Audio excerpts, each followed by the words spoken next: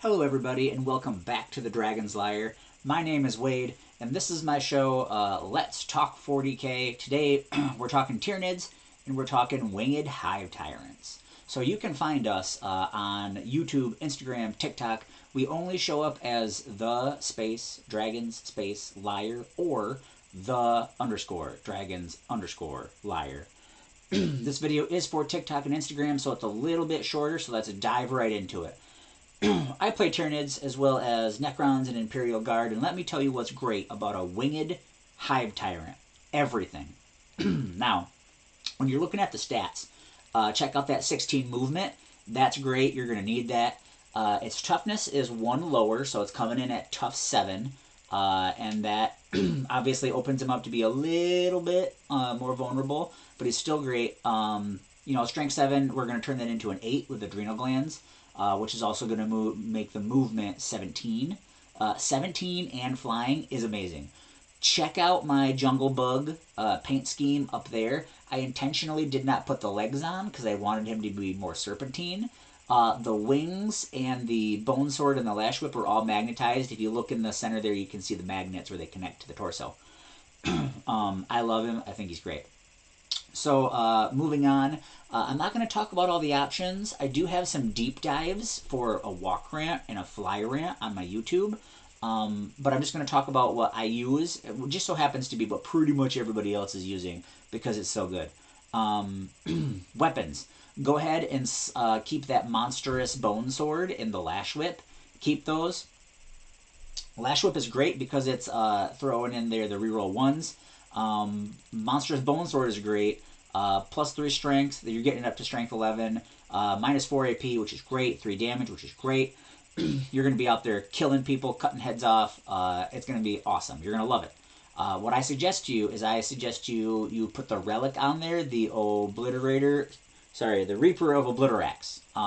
Pretty much everybody is throwing the Reaper on there. It's pretty gosh darn great. Because what it's doing is it ignores mortal wounds. I believe in the wording that's used on the Reaper also is the same wording that ignores wound caps. So it's going to ignore Gul's Gothraka and Acetan's wound caps and anybody else who has wound caps. Abaddon, I think. And it's the same strength and toughness and all that jazz, but every time it successfully wounds, you do an additional mortal wound. They did cap that recently, so it's only up to 3. But still, I mean, if you get 3 hits, you're gonna be doing 9 regular wounds if they don't save it, and then 3 more wounds. So you're talking about 12. He murders people. Get your murder on. He's amazing. One thing you want to keep in mind is they still have the Tyrant Talons, so don't forget about your Tyrant Talon attacks. He comes with a pincer tail. Each time the bear is selected to fight, when resolving attacks, you can reroll 1 hit roll or 1 wound roll. I would save it for the wound roll. Odds are you're not going to need it, but I would save it for the wound roll because I suggest you put heightened senses on him for the warlord trait, which means he's going to fight first. Awesome. You want him to fight first. And then you're going to reroll all hit rolls. So all hit rolls are rerolled because of heightened senses. Keep your prehensile pincer tail for 1 wound roll that you might accidentally not make in case you roll a 1. These things together, rerolling any rolls of 1, rerolling all missed hit rolls, the prehensile tail rerolling a wound, makes him crazy deadly. Sometimes when I'm looking to throw away 5 points, I put the toxin sacks on there, although he doesn't really need it. You could put it on there if you had 5 extra points that you didn't know what to do with. War gear options, like I said, adrenal glands, maybe the toxin sacks if you have points to throw away. But I am keeping the Tyrant Talons. I don't think you can swap out the Tyrant Talons. But I'm keeping the Monstrous Bone Sword and the Lash Whip. They work great. They're amazing. Just checking time. Synops. Remember, they got to be within 6 of the Synops creature to be in Synops. So Gaunts is pretty much where I run into this problem. Shadow of the Warp. is 18 inches. So your enemies are going to get a -1 on their psychic tests, and if they suffer a perils, you're going to take an additional mortal wound. It's great. I've never had it work out for me and make a big difference, but it's going to someday. Someday it's going to be there. My Shadows in the Warp. Psychic Barrier. Here's where the Tyrants start to get their beef. 4+ invulnerable. I have made so many 4+. Talk to Justin and Charlie and Colin. I have made so many 4+. My Hive Tyrants are tough. Remember, Will of the Hive Mind. You're going to select a core unit within Synaptic Link range. That core unit is going to reroll 1s. I suggest you put it on Hive Guard.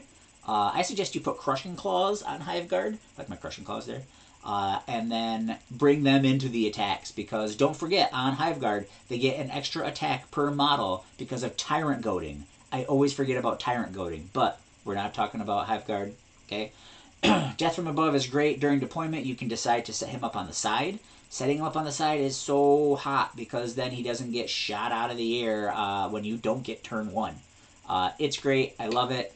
And then you can reroll charge. Okay, so I suggest you team this up with Shard Lure. There's another strategy in there that you can team that up with, but basically he could Deep Strike on the table, get 3d6, throw away 1.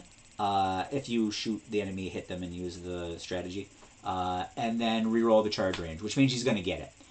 Personally, I move my Walk Rant and my Hive Rant up the table, being covered by Tyrant Guard, turn 1, and then turn 2, he's in reach of everything, because he's moving 17. He's moving 17, charging, on 2d6, with Shard Lure, 3d6, throw away. You're going to get it. That's for the new-ish players out there, experienced players. You already know what's going on with this. Death throws. Remember that death throws only affect enemies, so you can't hurt yourself with it. As far as Psychic goes, he's got 2 casts.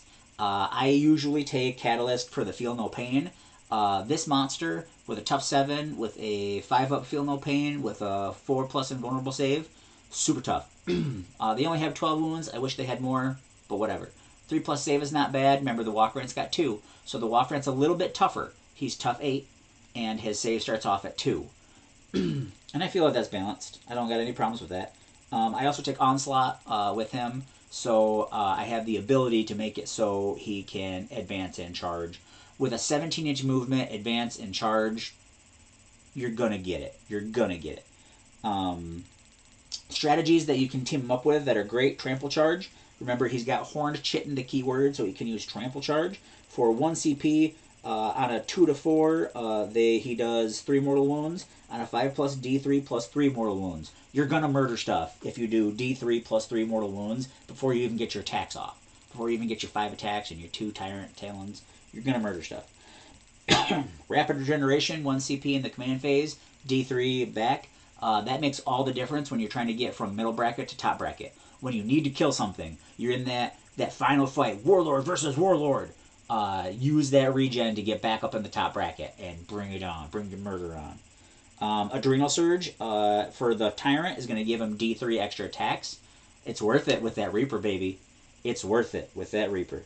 And remember, Death Frenzy. If you're ever in a situation where your Tyrant is killed before he gets the chance to fight. Now, our Tyrant fights first, but wacky situation happens. He doesn't get to fight, and he's killed. 1 CP, he gets to fight before he's removed from the table. It can make all the difference. It can make all the difference.